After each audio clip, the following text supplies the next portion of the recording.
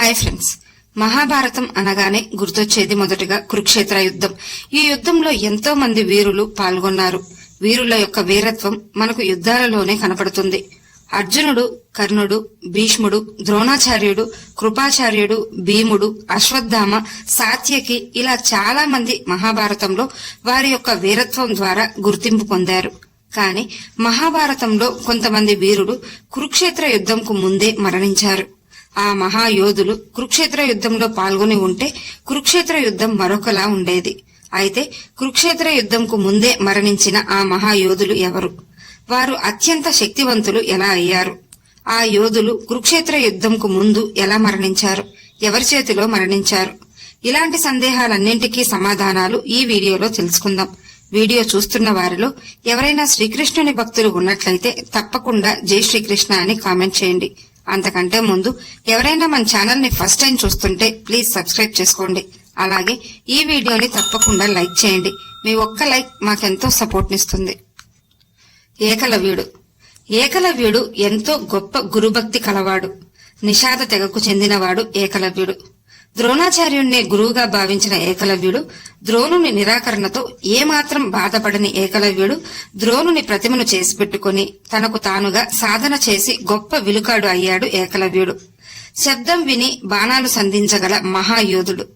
విలువిద్యలో సాటిలేని విలుకాడిగా తయారయ్యాడు. ఒకసారి అడవిలో ఏకలవ్యుని ప్రతిభను చూసి అర్జునుడే ఆశ్చర్యపోయాడు. అర్జునుని మించిన విలుకాడిగా ఏకలవ్యుడు తయారయ్యాడు. కాని ద్రోణాచార్యుడు అర్జునుణ్ణి అందరికంటే గొప్ప విలుకానిగా తయారు చేస్తానని మాటిచ్చి ఉంటాడు. ఏకలవ్యుని ప్రతిభ విన్న ద్రోణాచార్యుడు ఏకలవ్యుని సాధన చేసే ప్రదేశంకు వెళ్లి తన ప్రతిమను చూసి ఆశ్చర్యపోయాడు ద్రోణాచార్యుడు. వెంటనే ఏకలవ్యుణ్ణి గురుదక్షిణగా తన కుడి చేతి బ్రొటనవేలిని ఇవ్వమని కోరతాడు. ఒక్క క్షణం కూడా ఆలోచించకుండా ఏకలవ్యుడు తన కుడి చేతి బ్రొటనవేలిని కోసిచ్చాడు. అంతటి గురుభక్తి కలవాడు ఏకలవ్యుడు. అయినప్పటికీ తన మిగిలిన చేతివేళ్లతో సాధన చేసి మళ్లీ గొప్ప విలుకానిగా తయారయ్యాడు. కాని ఏకలవ్యుడు గొప్ప యోధుడైనప్పటికీ అధర్మ పక్షాన నిలబడ్డాడు.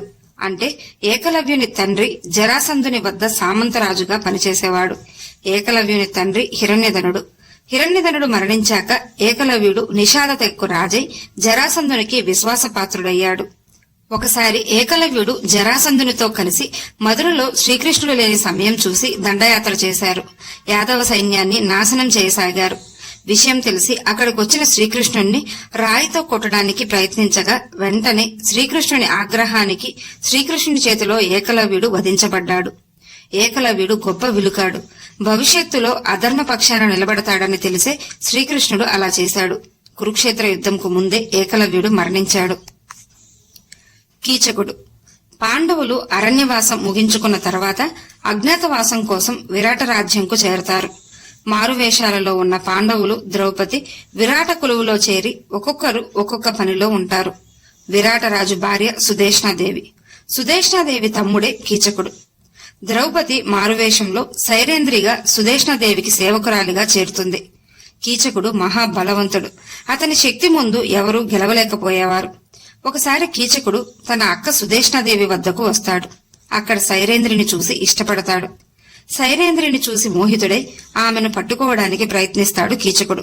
దాంతో సైరేంద్రి కీచకుణ్ణి కిందకు తోసేసి విరాటరాజు యొక్క సభామందిరం వైపుకు వెళ్తుంది.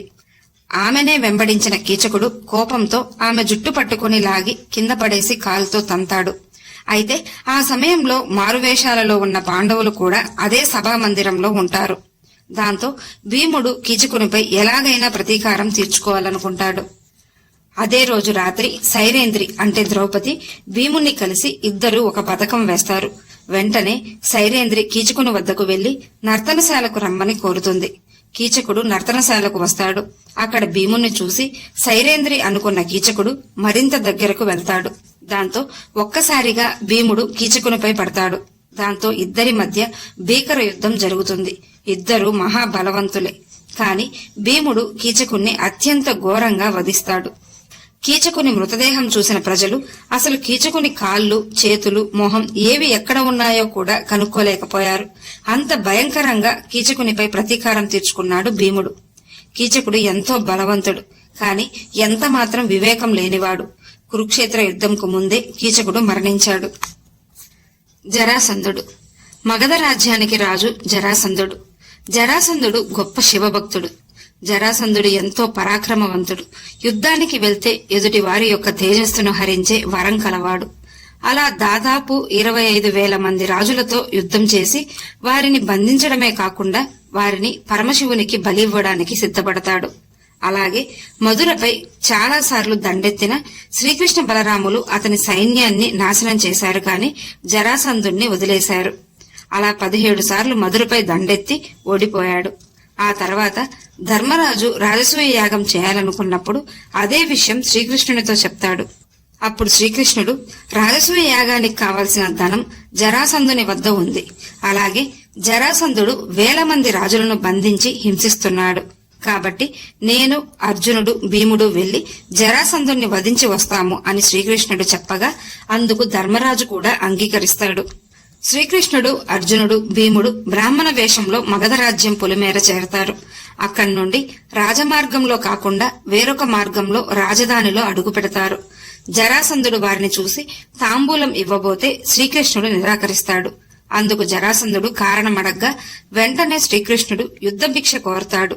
వారిలో ఒకరిని ఎంచుకోమని శ్రీకృష్ణుడు జరాసంధునికి చెప్పగా అందుకు జరాసంధుడు భీమునితో యుద్ధానికి సిద్ధపడతాడు. జరాసంధునికి భీమునికి మధ్య భీకర యుద్ధం జరుగుతుంది. యుద్ధం 27 రోజుల పాటు జరుగుతుంది. ఇద్దరూ పోటాపోటీగా పోరాడుతూ ఉంటారు. అప్పుడు శ్రీకృష్ణుని సూచన ప్రకారం భీముడు జరాసంధుణ్ణి 2 భాగాలుగా చీల్చి 2 దిక్కులకు పడేస్తాడు. అలా జరాసంధుడు కురుక్షేత్ర యుద్ధంకు ముందే మరణించాడు. కంసుడు. ఉగ్రసేనుని కుమారుడే కంసుడు. మధురకు రాజు కంసుడు యాదవ వంశస్థుడు. శ్రీకృష్ణుని మేనమామ. కంసుడు కొంతమంది రాక్షసులతో స్నేహం చేసి సాధువులను బాధ పెడుతుండేవాడు. ఎందుకంటే కంసుడు తన పూర్వజన్మలో కాలనేమి అనే రాక్షసుడు. కంసుడు తన చెల్లెలైన దేవకిని వసుదేవునికి ఇచ్చి ఘనంగా వివాహం చేశాడు. వివాహం అయ్యాక ఆకాశవాణి మాటలు వినబడతాయి. నీ చెల్లెలైన దేవకికి కలిగే బిడ్డ వలన నీకు మరణం సంభవిస్తుంది అన్న మాటలు వినబడతాయి. వెంటనే కంసుడిలో ఉన్న రాక్షసుడు బయటకు వచ్చి చెల్లెలని కూడా చూడకుండా దేవకిని చంపబోతాడు. అప్పుడు వసుదేవుడు కంసుణ్ణి వేడుకొని దేవకిని వదిలిపెట్టి తమకు కలిగే సంతానంను మీరే తీసుకోమని అర్థిస్తాడు.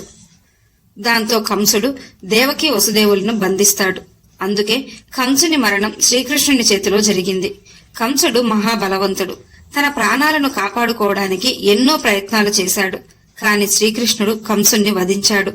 కురుక్షేత్ర యుద్ధంకు ముందే కంసుడు మరణించాడు. ఇంకా చాలా మంది యోధులు కురుక్షేత్ర యుద్ధంకు ముందే మరణించిన వారు కూడా ఉన్నారు. ఈ వీడియో మీకు నచ్చినట్లయితే లైక్ చేయండి, షేర్ చేయండి, అలాగే సబ్స్క్రైబ్ చేసుకుని పక్కనే ఉన్న బెల్ ఐకాన్ ని ఆన్ లో ఉంచుకోండి. Thanks for watching.